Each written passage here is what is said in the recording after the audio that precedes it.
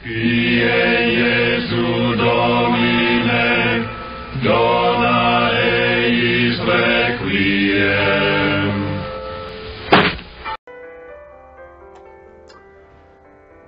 Hello everybody.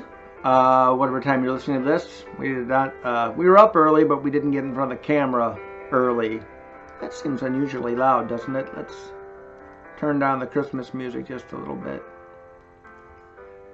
I think one of the things let's talk randomly about in this little 5-minute spot before the crickets come calling is today's gospel on this feast day of St. Lucy, Virgin and Martyr, who had her eyes cut out before she was put to death, all for Roman amusement because she refused to marry a Roman bureaucrat because she was a young woman who had vowed herself to virginity for Christ, which I think is a very interesting phenomenon because Roman culture was so decadent.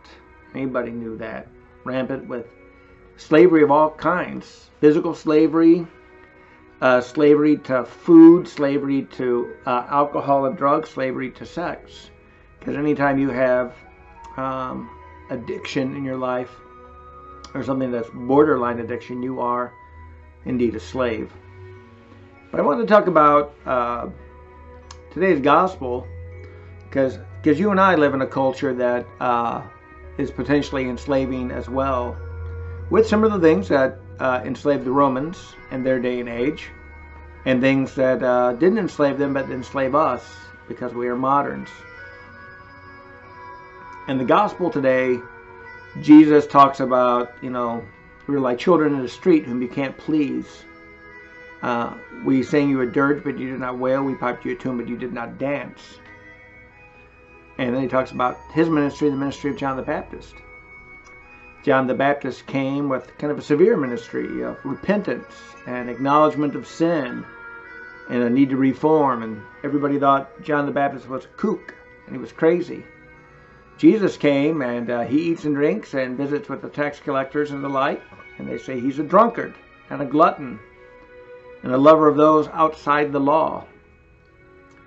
And Jesus ends saying, wisdom will be revealed and the end will be vindicated. I can't remember the exact quote at this very second. But to me, it's a pretty telling line that a lot of people are just indifferent to faith. They're not bad people, but they are lousy disciples. You cannot be a disciple of Christ and not have worship and living the Christian lifestyle as part of your life. You have to be trying to do that. Even if you're doing it poorly, you at least should be admitting this is something I should be striving for. I want to be a disciple of Christ. I need to worship, I need to pray daily, and I need to try to live the gospel life. Otherwise, you are a lousy disciple. I mean, none of us are great disciples to begin with. But there are a lot of people who don't want to be bothered with anything. And that's a shame. Because you will miss out. We are slaves to distraction. Come on, Holly, come up here. Come on. Slaves to distraction or slaves to, whatever it might be. But we know Christ is calling us to engagement in life. And we should be striving for that as disciples of Christ.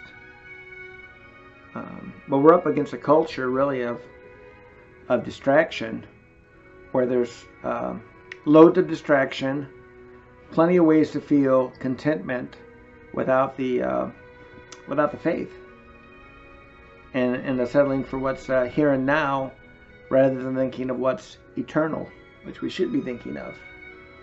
We should be thinking of what's eternal. Holly has decided to move in to, you can see the shadow of me petting her a little bit. She decided to move onto my lap. Now you can see the shadow cast from her tail.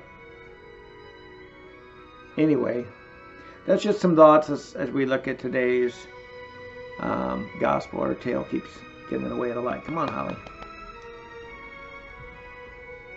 So things to pray about and reflect on. Again, because I have plenty of family members who don't practice their faith. They're not bad people. They're not good disciples.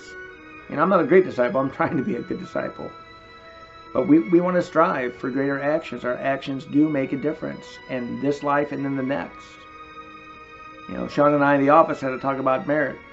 We have no merit to get us into heaven, but we have a lot of merit in terms of how we're going to live this life in appreciation of that gift. So we ought to be thinking about that. There is merit that comes from good works, not the merit to save, the merit to be sanctified. Anyway, sanctification is what it's all about after Jesus does the heavy lifting. Anyway, have a good day, everybody. Peace.